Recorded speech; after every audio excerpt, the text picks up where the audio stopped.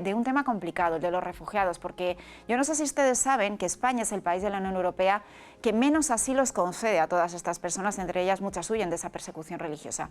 Es lo que dice el informe anual de la Comisión Española de Ayuda al Refugiado y según los datos de Protección Internacional, España concede un asilo apenas al 18,5% frente al 46% de media que tiene el resto de la Unión Europea. ¿Por qué? Bueno, pues vamos a intentar analizar esta situación con Alberto Ares. Él es el director del Servicio Jesuita de Refugiados en Europa. Alberto, buenas tardes, bienvenido. Hola, buenas tardes. ¿Qué está fallando o qué políticas estamos haciendo mal o qué es lo que debemos hacer para conceder un mayor asilo y no ver las cifras que tenemos, por ejemplo, en España?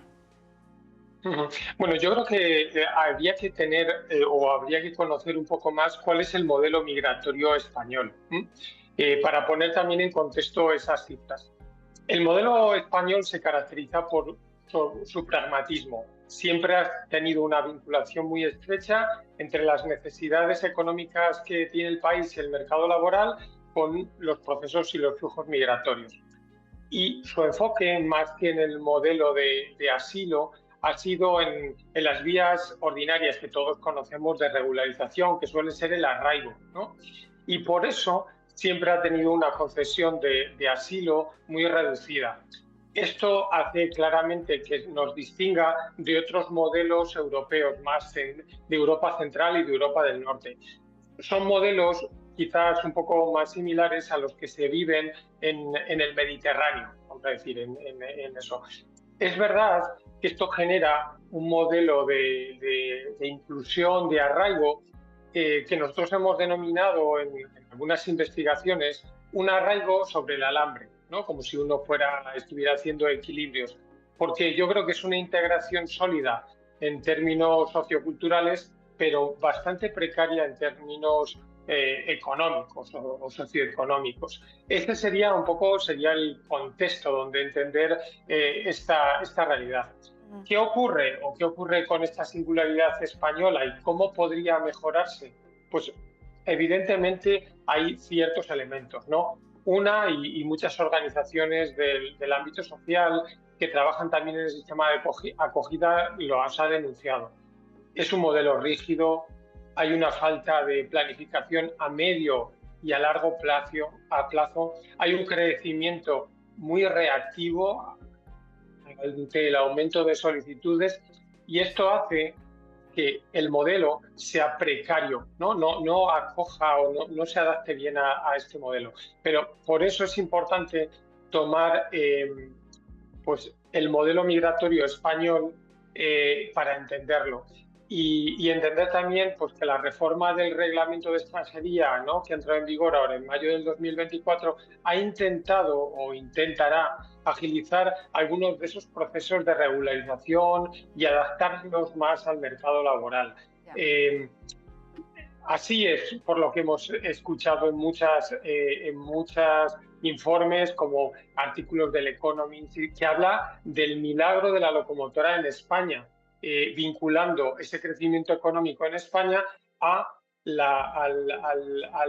éxito que hemos tenido en los últimos años en la integración de personas migrantes. Antonio. Alberto, a mí me sorprendía extraordinariamente el dato porque, claro, cuando uno coge las cifras totales de población extranjera en España, vemos que ha crecido casi en el último año 356.000 personas, ¿no? O sea, estamos hablando casi de 1.000 personas extranjeras que llegan de toda condición, evidentemente, a nuestro país. Pero cuando hablamos de los flujos migratorios y de la tragedia que en muchos casos encontramos en los puertos de Canarias, muchas veces se nos dice, son personas que vienen de países huyendo de la guerra, huyendo de situaciones críticas, que se juegan la vida para poder sacar adelante ya no solamente su familia, sino no morir, ¿no?, en sus lugares de origen. Y sin embargo esto choca extraordinariamente con la poca concesión de asilos, ¿no? No sabemos realmente de dónde vienen las personas que llegan a nuestro país. no sabemos cuáles son sus situaciones de origen y por eso ni les ayudamos en origen ni después podemos conceder ese asilo, aunque luego el arraigo haga que se terminen regularizando su situación.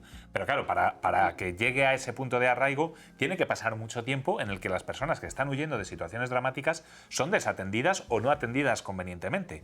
¿Dónde está fallando ahí ese problema de recibir tanto flujo migratorio y que digamos que vienen de esas situaciones y luego después concedamos tan poco asilo? Bueno, evidentemente lo que estás diciendo está hablando de una situación dramática, ¿no? Dramática para un conjunto de personas muy vulnerables, ¿no?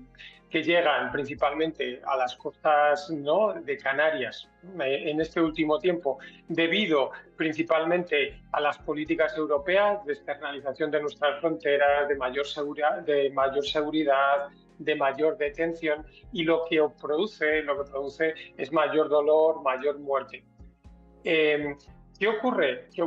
Que si miras las cifras, como bien has indicado, y en un aumento en cifras absolutas, normalmente la migración, vamos a decir, irregular, la que llega a través de nuestras costas, si miramos en números absolutos anualmente, representa entre un 5 o un 10% de esa migración anual.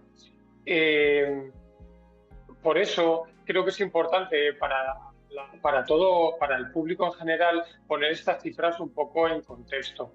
Evidentemente habría que ayudar, habría que tener, vamos a decir, un corazón más abierto para esas personas que llegan en estas condiciones, pero es evidente también que el modelo español ha optado por un modelo, como decía antes, más pragmático, que tiene sus errores. ¿Cuáles son las claves? Como tú decías, ¿cuáles son las claves para ayudar a que estas personas que realmente están huyendo de condiciones dramáticas, de violencia, puedan ir? Lo que decíamos en muchos casos, a nivel también europeo, pero a nivel español, vías seguras y legales. Tener las posibilidades para que las personas realmente que tengan esa necesidad puedan acceder al asilo, al refugio, a la protección internacional en nuestro país. Porque que no tengan que esperar. Se nos va la vida, Alberto. Tenemos que terminar la conversación. Alberto Ares, muchísimas gracias por haber estado con nosotros y por acercarnos a esa realidad para situarnos sobre todo en esa peculiaridad que tenemos en nuestro país. Un abrazo fuerte, muchísimas gracias. Muchas gracias a ti. Gracias.